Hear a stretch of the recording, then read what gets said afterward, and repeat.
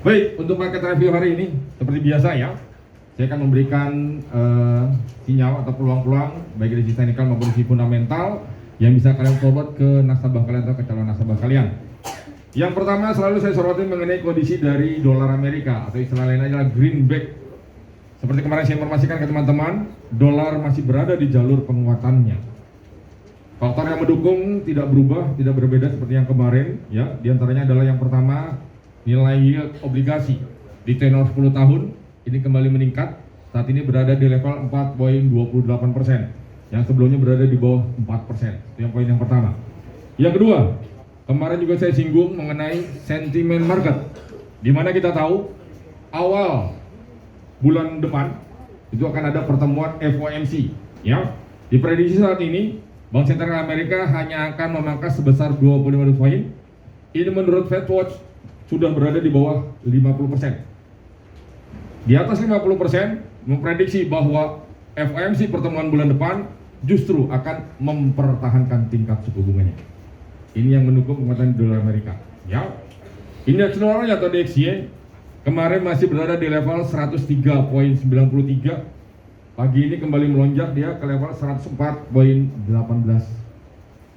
Secara teknikal seperti saya informasikan kemarin bahwa penguatan dolar Amerika masih berpeluang akan berlanjut meskipun sepi akan risk data.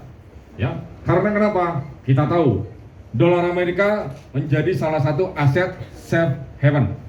Ini juga yang diburu oleh pelaku pasar, makanya menyebabkan dolar Amerika semakin menguat. Oke, sekarang tinggal kita hubungkan terhadap pergerakan market. Yang pertama terhadap gold atau emas. Kan Bapak bilang tadi kan dolar menguat, kenapa emas juga tetap menguat? Kenapa emas tetap naik? Ya, oke. Kita kupas lebih detail. Emas masih tetap melaju kemarin. Ya, padahal secara teknikal saya informasikan ke teman-teman di time frame daily sudah terbentuk yang namanya Gravestone Doji. Jadi peluangnya dia akan judang. Tapi dia melonjak naik. Karena kenapa? Sentimen market. Yang pertama, yang kedua, gejolak militer yang ada di Middle East ini semakin memanas. Ini hanya menjadi salah satu pendorong emas tetap eksis melanjutkan kenaikannya. Antisipasi, kenapa saya akan antisipasi? Nanti, entah kapan kita nggak akan tahu. Selama Middle East masih berkecamuk, dorongan kenaikan gold masih akan naik. Pernah saya menjelaskan ke teman-teman bahwa peluang gold akan ke 2735 sampai 2750. Kemarin tertinggi 2748, low-nya 2718, persis 30 basis poin. 30 poin ya. Masih pergerakan normal. Untuk hari ini pergerakannya kita tahu kemarin tertinggi 2748, belum sebentar lagi menyentuh level 2750. Untuk di hari ini saya prediksi pergerakan gold akan adanya aksi profit taking. Berarti apa? Akan turun. Menuju kemana? Low yang sebelumnya 2714. Dia akan ke sana.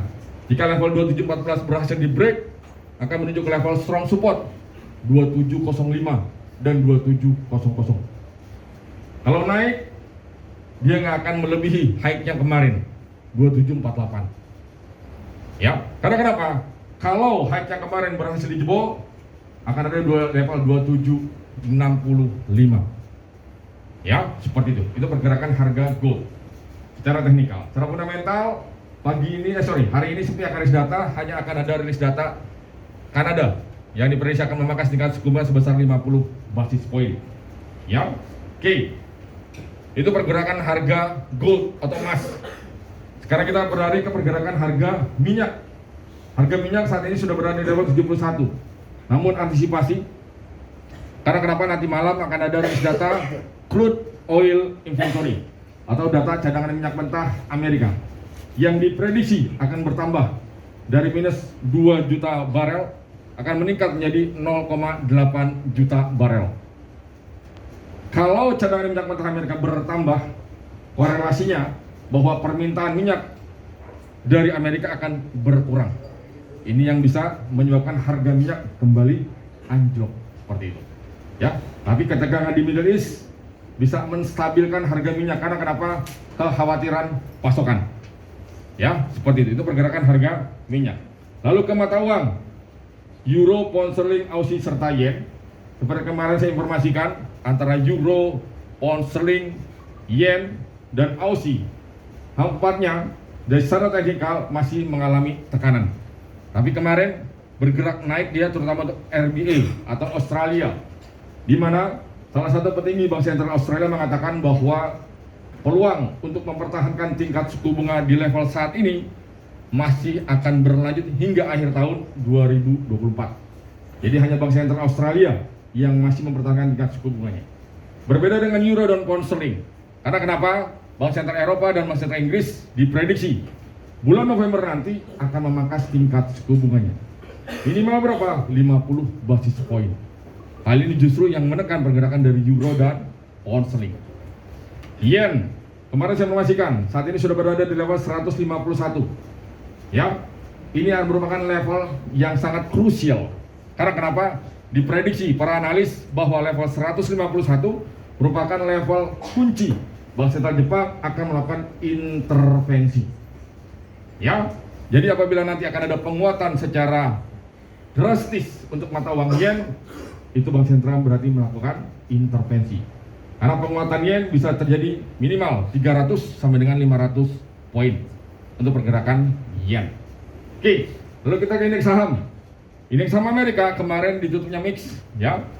Dow Jones Industrial Average tutup turun maksud saya 0,08%, S&P ditutup turun 0,02%, sedangkan Nasdaq tutup naik sangat tipis 0,18%. Karena kenapa? Laporan earning beberapa perusahaan besar seperti teknologi dan finansial di Amerika masih berada di jalur yang sangat tipis untuk perolehan labanya. Oke, Nikkei dan Hang Seng bergerak naik tipis dia. Karena kenapa? Saham-saham sektor properti dan saham-saham sektor finansial yang ada di Hong Kong melonjak naik. Karena kenapa? Adanya informasi bahwa pemerintahan China akan meluncurkan stimulus. Ini yang merangsang kenaikan dari indeks saham Hang Seng. Tapi secara teknikal, potensi penurunan Hang Seng masih akan berlanjut. Untuk Nikkei bergerak naik sangat tipis. Ya, karena kenapa? Yen masih berada di jalur pelemahannya.